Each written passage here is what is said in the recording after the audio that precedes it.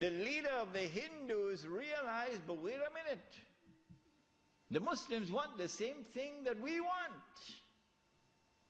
We also want, the Hindus, we want to get rid of the British, and we want to restore Hindu rule over the Hindus. So there's a conversion of interest here. So Gandhi, who later became known as Mahatma Gandhi, Gandhi approached the leadership of the Khilafat movement, and he said to them, listen, the same thing you want, the same thing I want. So why don't we join forces? Will you allow me to join the Khilafat movement? And guess what the leadership of the Indian Muslims did? It was a revolutionary theory on their part, and we praise them tonight. They admitted, they accepted the offer of Gandhi, and they formed an alliance. And so the Khilafat movement in India now became a Hindu-Muslim alliance for the purpose of getting rid of British rule. And then that would replace, that which would replace British rule would be Islamic rule over Muslims and Hindu rule over Hindus. This constituted the most dangerous of all threats that Western civilization have ever experienced in its entire period of colonization of mankind. This Khilafat movement.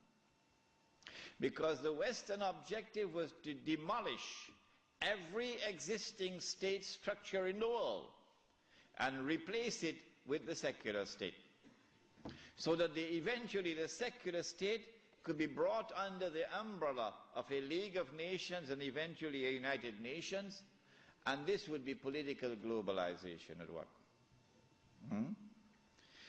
If the Khilafat movement were to succeed, then one of the most important communities in the world, the Indian Muslims, will escape.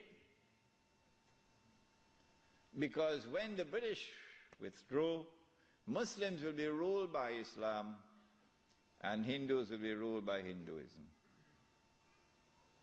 Between 1920 and 1924, the Khilafat movement was building up steam at an alarming rate.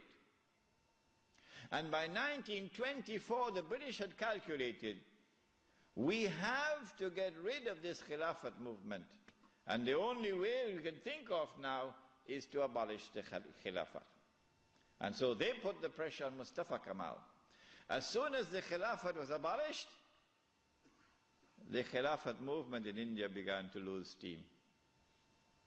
In the same year that it was abolished in 1924, in that same year, the secularly minded British, in Indian language they call it chamcha,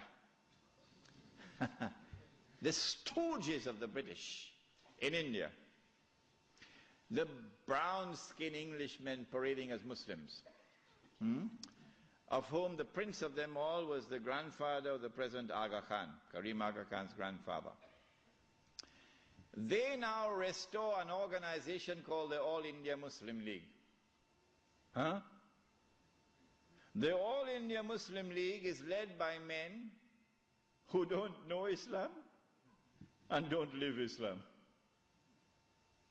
And these are the people who now wage a struggle for the liberation of the Muslims from British rule to be replaced, not with rule of Islam, oh no, but rather by the rule of the secular Republic of Pakistan and the secular Republic of India, so that Pakistan and India could be embraced within the community of secular nation states. But of course you had to put a little red herring to fool the people. So you have to make it appear as though Pakistan is going to emerge as an Islamic state, but that's just dust in their eyes, to fool those who see with only one eye.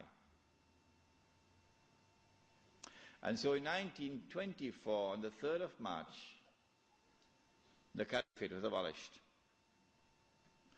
When the Caliphate was abolished, Sharif al-Hussein realized that he was in grave danger now. So long as there was a Khalifa in Istanbul, the British needed him.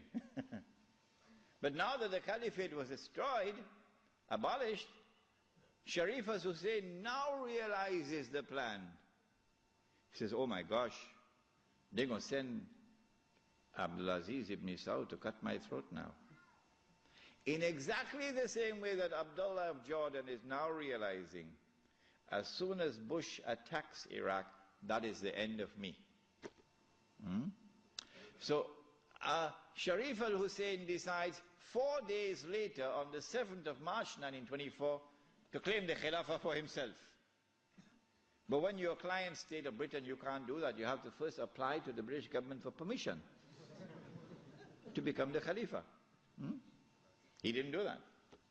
As soon as Sharif al-Hussein claimed the Khilafat for himself on the 7th of March 1924, you're going to get all of this information in that book which is outside, The Caliphate, the Hijaz, and the Saudi Wahhabi nation state.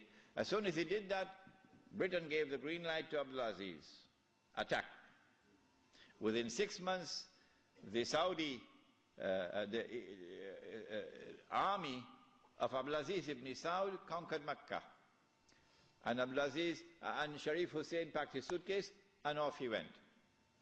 British took him away. This one the Americans will take out of Jordan. And so Abdulaziz ibn Saud is now in control of Mecca and eventually Medina. It's a Saudi Wahhabi alliance.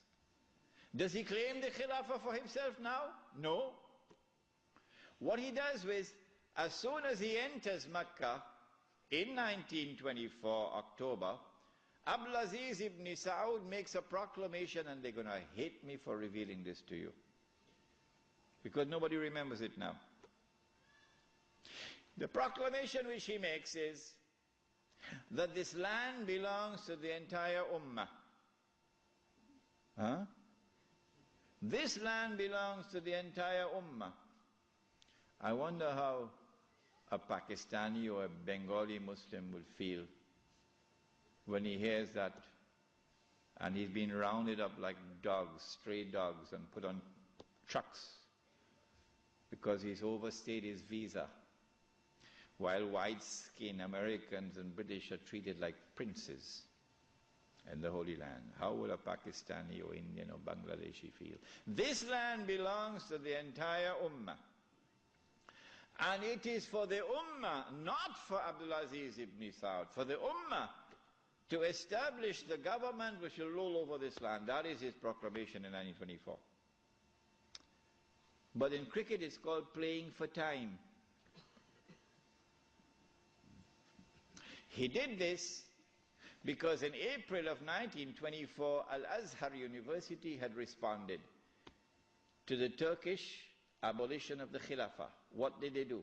Al-Azhar University declared that this was bid'ah and haram to abolish the Khilafah. And therefore we must respond to it. And the response of Al-Azhar is that we must have a mu'tamar, a conference, which would meet and which would appoint a new Khalifa. As soon as Al-Azhar issued this proclamation, you could see how Britain was trembling. The British government can't digest their food now. They've got to plan some counter strategy to the initiative of Al-Azhar University. The counter strategy is that Egypt is itself not a free country.